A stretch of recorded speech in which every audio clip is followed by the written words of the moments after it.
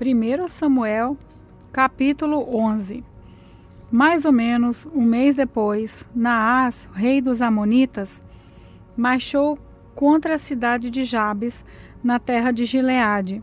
O exército de Naás cercou a cidade, e então os homens de Jabes lhe disseram: "Vamos fazer um acordo, e nós o aceitaremos como chefe." Naás respondeu: "Eu faço um acordo, mas com a seguinte condição: furarei o olho direito de todos vocês e assim humilharei todo o povo de Israel." Os líderes de Jabes disseram: "Dê-nos 7 dias para mandar mensageiros por toda a terra de Israel. Se ninguém vier nos ajudar, então nos entregaremos a vocês." Os mensageiros chegaram a Gibeá, onde Saul morava. Quando deram as notícias, o povo começou a chorar de desespero.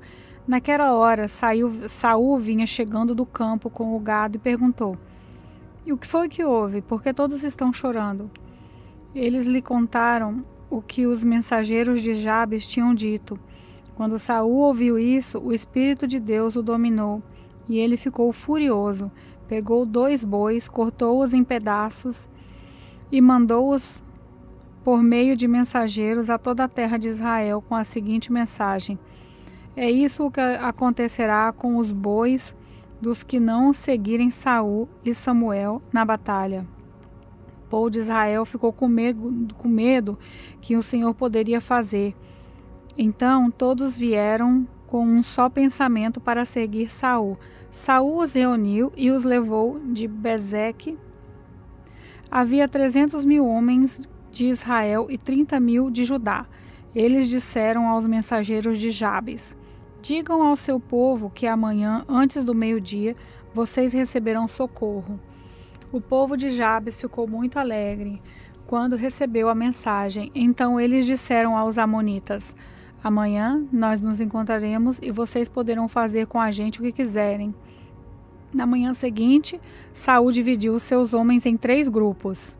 Ao amanhecer, eles avançaram sobre o acampamento amonita e o atacaram. Lá pelo meio-dia, já haviam massacrado os inimigos, e os que escaparam se espalharam, cada um fugindo para um lado. Então o povo de Israel disse a Samuel: "Onde estão as pessoas que disseram que Saul não seria o nosso rei? Traga essa gente aqui, que nós os mataremos." Mas Saul respondeu: "Ninguém será morto nesse dia, porque hoje o Senhor Deus deu a vitória ao povo de Israel." E Samuel disse ao povo: "Vamos todos a Gilgal, e lá confirmaremos Saul como nosso rei." Então foram todos a Gilgal. De lá, no lugar sagrado, fizeram de Saul o seu rei. Ofereceram sacrifícios de paz, e Saul e todo o povo de Israel festejaram o acontecimento. 1 Samuel, capítulo 12. Então Samuel disse aos israelitas: "Eu fiz o que me pediram, dei a vocês um rei para governá-los. Agora vocês têm um rei que os guiará. Quanto a mim, já estou velho, de cabelo branco, e os meus filhos estão com vocês. Fui o seu líder desde a minha mocidade até hoje. Aqui estou eu.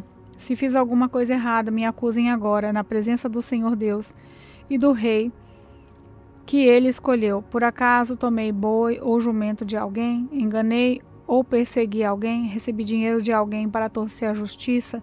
Se fiz alguma dessas coisas, eu devolverei o que tirei."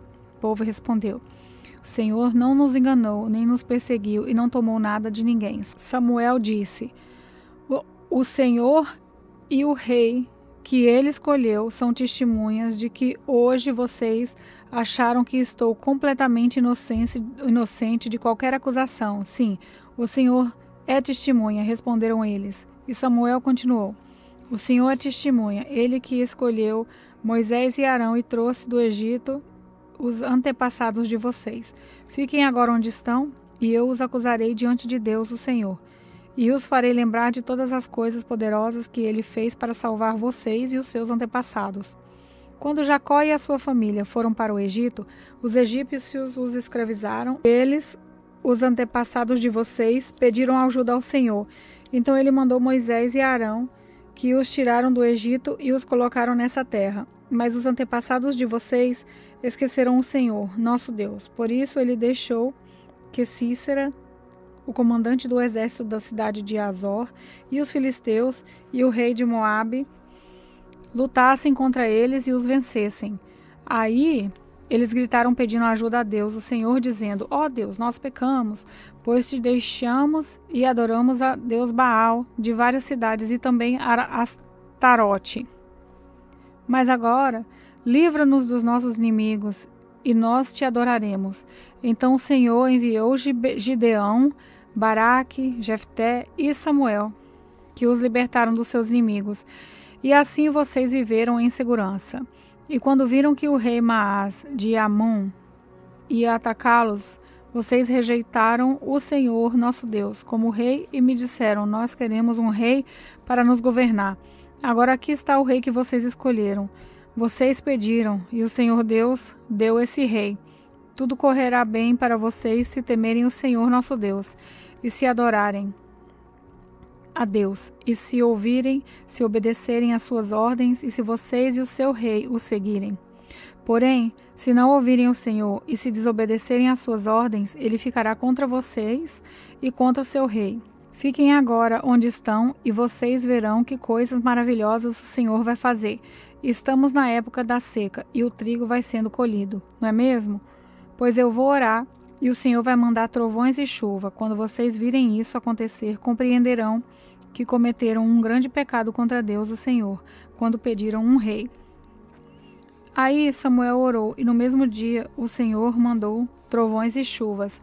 Então todo o povo ficou com medo do Senhor e de Samuel. Eles disseram a Samuel: por favor, ore por nós ao Senhor, seu Deus, e assim nós não morreremos. Além de todos os nossos pecados, ainda pecamos ao pedir um rei. Não fiquem com medo, respondeu Samuel. Embora vocês tenham feito uma coisa tão má, não deixem de adorar o Senhor nosso Deus, mas sirvam a Ele com todo o coração. Não andem atrás de deuses falsos. Eles não podem ajudar, nem salvar vocês, pois não são verdadeiros. Deus, o Senhor, pela honra do seu nome, prometeu que não vai abandoná-los, pois resolveu fazer com que vocês sejam o povo dele. Quanto a mim, não deixarei de orar por vocês, pois do contrário estaria pecando contra o Senhor, e eu lhes ensinarei o caminho bom e direito. Temam ao Senhor e sirvam a Ele fielmente com todo o coração. Lembre das grandes coisas que Ele fez por vocês. Mas se vocês continuarem a fazer o mal, certamente tanto vocês como o seu rei serão destruídos. 1 Samuel capítulo 13. Saul já era adulto quando se tornou rei e governou o povo de Israel 2 anos.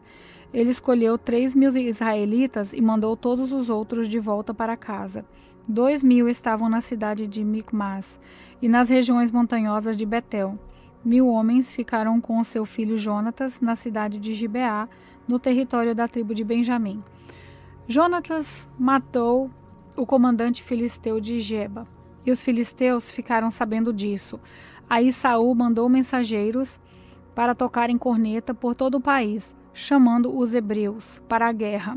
E todo o povo ouviu esta mensagem: Saul matou o comandante dos filisteus, e agora eles estão com ódio dos israelitas. Então o povo respondeu ao chamado e foi juntar-se a Saul em Gilgal. Os filisteus se reuniram para lutar contra os israelitas. Eles tinham 30.000 carros de guerra, 6.000 cavaleiros e tantos soldados quanto os grãos de areia da praia do mar. Foram até Micmas, a leste da cidade de Bet-Avém, e acamparam ali. Os israelitas perceberam que estava sem saída e numa situação muito difícil. Alguns se esconderam em cavernas e em buracos, e outros entre rochas, em covas e em poços. Outros ainda atravessaram o rio Jordão e foram para as terras de Gade e Gileade. Saul havia ficado em Gilgal, e o povo dali estava apavorado, seguindo as instruções de Samuel. Saul esperou 7 dias, mas Samuel não foi até lá, e o povo começou a abandonar Saul e sair dali. Então Saul lhe disse: tragam os animais para o sacrifício, que é completamente queimado, e para as ofertas de paz. ele ofereceu o sacrifício e quando estava terminando, Samuel chegou. Saul foi ao encontro dele para o cumprimentar, mas Samuel disse: "O que foi que você fez?" Saul respondeu: "Eu percebi que o povo estava me abandonando e indo embora. Você também não veio como havia prometido, e os filisteus já estavam reunidos em Micmas. Aí eu pensei, os filisteus vão descer a Gilgal para me atacar, e eu ainda não tentei conseguir a ajuda de Deus, o Senhor. Então achei que tinha de oferecer o sacrifício. O que você fez foi uma loucura." Respondeu Samuel: "Você não obedeceu à ordem do Senhor, nosso Deus. Se tivesse obedecido, ele teria deixado que você e os seus descendentes governassem o povo de Israel para sempre. Mas agora você não continuará a governar. Você desobedeceu ao Senhor, e por isso ele vai encontrar um homem do tipo que ele quer e o fará chefe desse povo." Aí Samuel saiu de Gilgal e foi embora. Saul, acompanhado pelo resto do povo, também deixou Gilgal e foi para junto dos seus soldados em Gibeá, no território da tribo de Benjamim. Então ele fez uma contagem dos seus soldados. Eram mais ou menos 600 homens. Saul e o seu filho Jonatas e os seus homens ficaram em Geba, no território de Benjamim. Os filisteus estavam acampados em Micmas. Os soldados filisteus saíram para capturar em 3 grupos. Um grupo foi na direção de Ofra, na terra de Sual. O outro seguiu rumo a Bet-Horon e o terceiro na direção do monte, de onde se avista o vale de Zeboim e o deserto. Os filisteus haviam proibido os hebreus de fazerem espadas e lanças, por isso não havia nenhum ferreiro na cidade de Israel. Assim, quando os arados, as enxadas, os machados e as foices dos israelitas precisavam ser amolados, eles os levavam aos filisteus. Eles cobravam caro dos israelitas para afiar machados e ferrões de tocar bois e mais caro ainda para afiar arados e enxadas. Por isso, no dia da batalha, nenhum soldado israelita tinha nem espada nem lança, só Saul e o seu filho Jonatas que tinha. Os filisteus mandaram um grupo de soldados para defender o desfiladeiro de Micmas.